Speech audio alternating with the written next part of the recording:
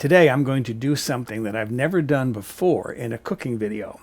I'm going to work without a recipe. I always have a recipe. It's taped to the wall alongside my kitchen here where you can't see it. And then on the front of my tripod I have my cue card with all my ingredients and the amounts that I'm going to use. I'm not going to work with a recipe today. And the reason why is because I have an Instant Pot. So I thought this is a device that makes it really easy to just throw things into the pot, cook it up, and you have dinner.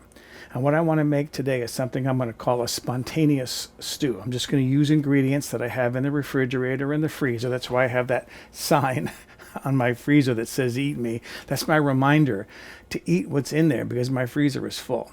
So I gave myself a New Year's resolution. I'm not going to buy any groceries until I eat the food that I've got in my refrigerator and freezer. Well, I'm going to use some of this up today. An Italian friend of mine calls this type of recipe svuota frigo, which means refrigerator emptier. So that's the point today. So, and the thing is with a stew, as long as your soup base is good, the vegetables are going to taste fine. You just want a nice soup to go with it. So I'm going to be using some of my homemade chicken stock. So let's make this spontaneous stew in my Instant Pot. I've got half a yam here that I'm going to use up because I have it, rather than buying a white potato when there's more nutrition to the yam anyways. So I'm going to throw this into my pot. And by the way, I am using a plastic liner in my pot. Yes, I know the word plastic is synonymous with the word poison. This is USDA, FDA, fake climate change approved by everybody. I use liners a lot because it helps to keep the pot clean. And I mean, if you drink bottled water, it comes in a plastic bottle. Come on, plastic is everywhere. Okay, so there's my yam in there. I've got one carrot here. And I'm cutting things into kind of soup-sized pieces to go into my pot. So there's my carrot in there. I've got one stalk of celery that I'm going to add. I love celery in soup. So, and these vegetables, by the way, are all left over from having made my chicken stock, because I made 44 cups of stock and I still have all these vegetables. I have here 1/4 of an onion. I don't like a lot of onion in my soup, but I do like onion, just not a lot. So I'm only using 1/4 of an onion. If you like a lot of onion, use what you want. Again, there's no recipe for this. I had some Artichoke Hearts in the refrigerator. I checked the expiration date. They're not too old yet. So I'll put those in there. Those will just kind of break up in there. Next, the beans. I have some pre-cooked beans. I cooked these last night, about 15 minutes in the pressure cooker. They're not fully cooked, but they're cooked enough that they'll finish cooking when I cook my stew. Otherwise, they wouldn't cook all the way through. These were dry beans, and these are Mayacoba beans, if I'm pronouncing that right. They're Peruvian beans. If you're wondering what the string is for, it's so that I can lift it out of the pot at the end of the cooking cycle. So I'm going to put those in my pot. And that, again, unmeasured, maybe a cup. It was a pretty good handful of beans. Next, I'm going to add a little bit of tomato to my stew. I don't want a really tomato-based soup, but I want some of the flavor of tomato in there. So these are San Marzano tomatoes. I buy this brand when I can find it because they're certified grown in the San Marzano region of Italy. Supposedly the best flavored tomatoes in the world, having something to do with the climate and the soil. And I'm just crushing these with my hand into the soup. I'm going to put maybe 3 of them in there. 3 tomatoes. I'll use the rest of these later. For dry ingredients, I'm going to put in some bulgur. This is like a cracked whole wheat, cracked wheat. I'm going to put kind of a handful in there. If you're gluten intolerant, You know to stay away from bulgur because it's wheat. Just going to put a little bit of that in there. Get a little bit on the counter. That's good. This is some brown rice. See if I can just pour some into my hand.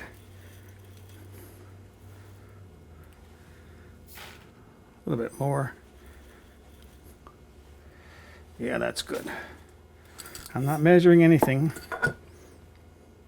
And then, because I like the combination, I have here some wild rice. I'm going to put that in there. Okay, that's my dry ingredients. I'm going to experiment with something that I've never experimented with before. I saw this in a store and I thought, I got to try that. This is called Tofurkey original sausage. This is Italian flavoring. There's no meat in this. It's made with tofu, thus it's called Tofurkey. As I said, I've never cooked with it. I have no idea what it's going to taste like. This supposedly is flavored with herbs and sun-dried tomatoes. It sounds good. What do they smell like, I wonder? They smell like sun-dried tomatoes. Okay, I'm going to pull one of these out. I don't know whether that's going to break up in my soup or whether it's going to stay in pieces. As I said, I've never worked with it before, so I'm going to try it and see what it does. It's a bit of sun-dried tomato. I'm going to put just one in there, and I'm going to cut it up into little bite-sized pieces. It looks like it's made with meat. And by the way, if you're vegan, you can do all of this. I'm going to use homemade chicken stock, but you can use vegetable stock. There's good vegetable stock in the store. I buy it often enough. All right, toss that in there. Next, I want to add stock because good stock makes good soup. This is some of my homemade chicken stock. It's concentrated. I have here a little over 3 cups. I'm going to pour that in there and see what that comes up to. I'm using water because that stock is concentrated. I don't want too strong of a flavor of stock. Seasoning. I plucked some fresh thyme off my thyme bush outside. Gonna put some pepper in there. Good pinch of salt. And I'll probably add more salt later on. And then, totally optional, don't freak out. Some people do. The idea of anchovy just sends them in paroxysms, cringing. This is red boat fish sauce. I'm just going to put a little bit in there. A lot of chefs use this. They refer to anchovy as an umami bomb. It's the 5th taste. We can taste salt, sweet, bitter, sour, and umami. Okay. And then because I'm going to use my pressure cooker, I can't have this out over the side because it'll prevent the pot from building up pressure. So I'm going to gather this together. And then to hold it together, my liners come with these ties. They're kind of like a little zip tie. And you don't have to secure it tight. The idea is just to secure it enough to keep it away from sealing the lid.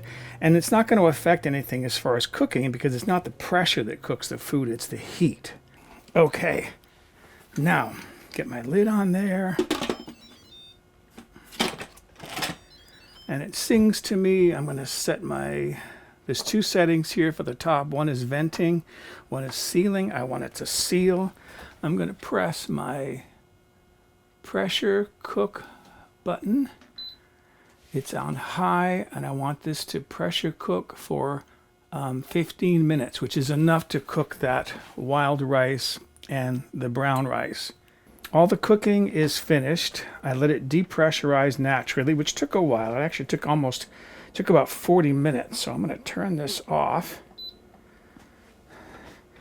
Open this up. The little indicator went down, indicating that there's no pressure inside. There'll be moisture in there from the steam. Now, I want to get this open. And there's two things I'm interested in knowing. How do the beans look, and did that bulgur cook? Ooh, it smells good. Let's get a spoon out. Let's see, I think I'll use this one here.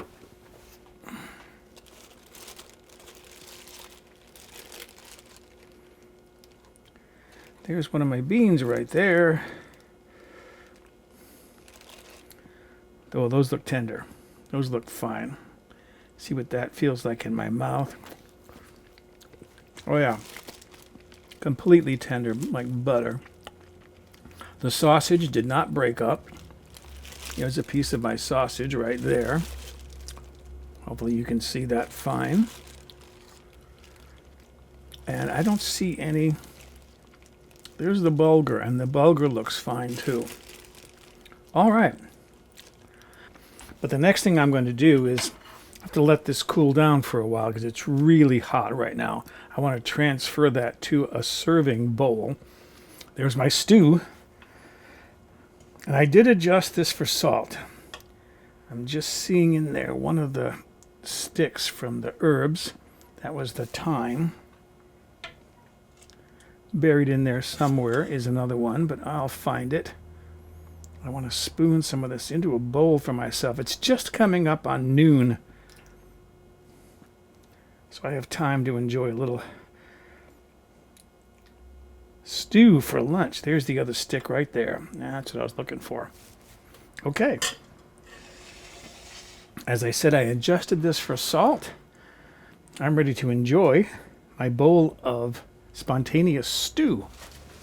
I've got a really nice bowl of hearty soup here. And I know it's going to taste good because, again, I think I said it earlier, when it comes to making a soup or a stew, as long as you start with a really good broth or stock, like in my case, I used homemade chicken stock, you're going to end up with a good soup because you know the vegetables are going to taste good.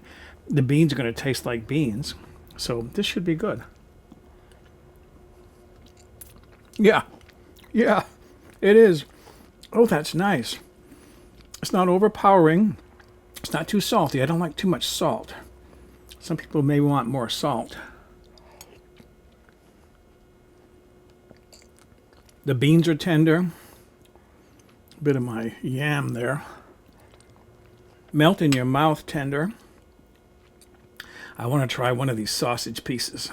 Tofu sausage. First experience.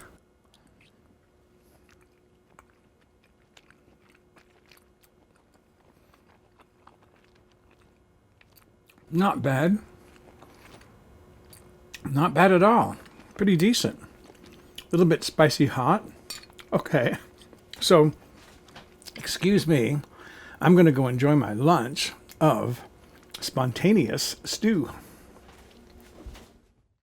To view the recipe and download a PDF version with step-by-step photographs, click the Jump to Recipe icon or visit my website, mobilehomegourmet.com.